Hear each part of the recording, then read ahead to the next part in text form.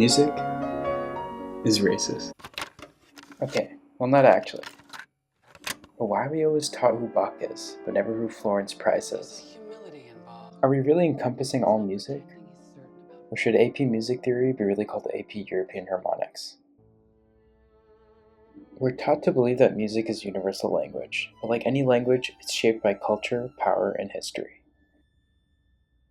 Many of the musical frames of interpretation, creation, and critique promoted today are rooted in white supremacist ideologies. By treating colonialist traditions as the basis for all music, we're erasing the complex and creative systems of so many other cultures.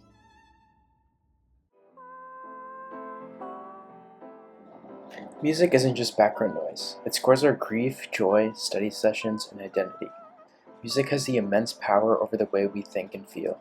But our Spotify curated playlists, and even the way we think about sound, are shaped by narrow ideas of what is musical.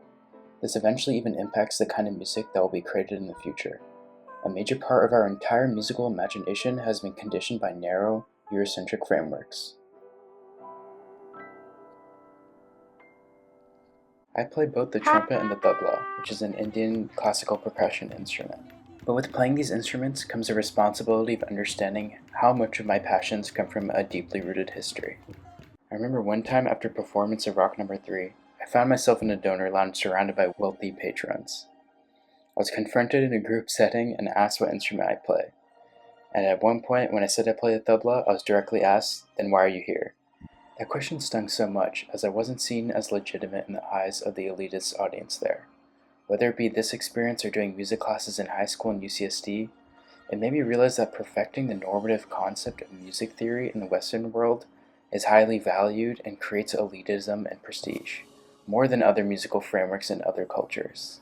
The formalization of Western music theory in the 18th and 19th centuries coincided with colonial expansion. Thinkers like Heinrich Schenker promoted the idea that all music can be represented through a universal grammar of tension and release, point and counterpoint. But in whose universe? Many of these theories still persist to this day when we talk about music theory and musicality.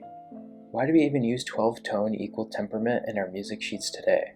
The spread of the system is taught as a global norm, even though many cultures, such as Indonesian and Indian, have microtonal systems. Across Africa, children were punished in mission schools for playing drums or dancing, and taught Christian European hymns instead.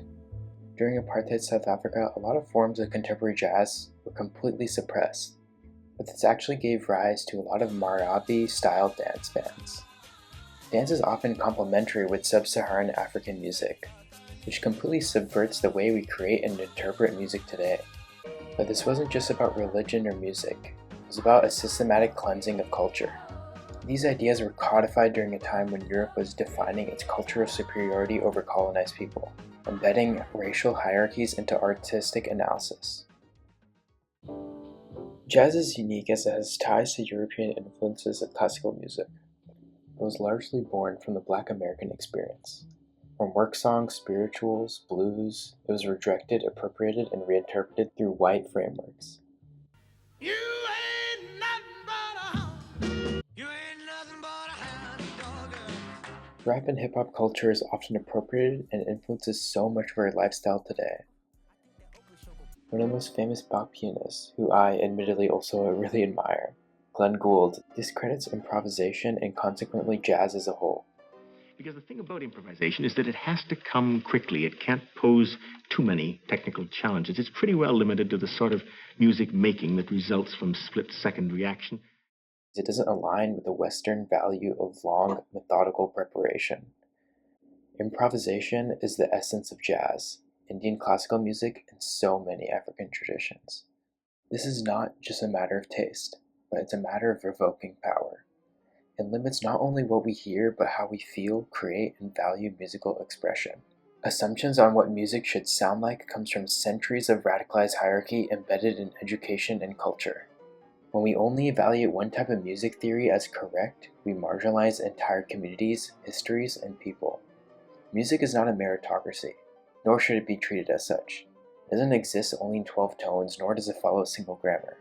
It breeds through people and communities, not just one Austro-Hungarian guy. And since music is made by us, we can define it however we want to.